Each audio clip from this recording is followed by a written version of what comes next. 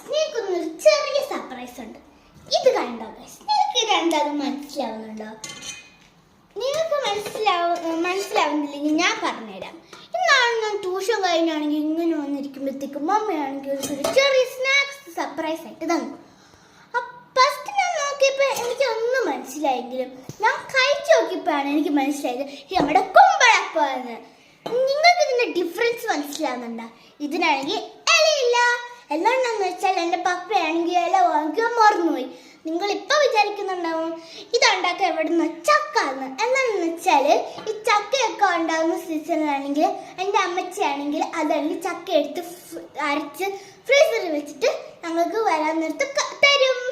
അങ്ങനെയാണ് മമ്മി എനിക്ക് ചെറിയ ചെറിയ സ്നാക്സ് ഒക്കെ ഉണ്ടാക്കി തരുന്നത്. If you like this, share, comment and like it. If you want, I will give a small bite.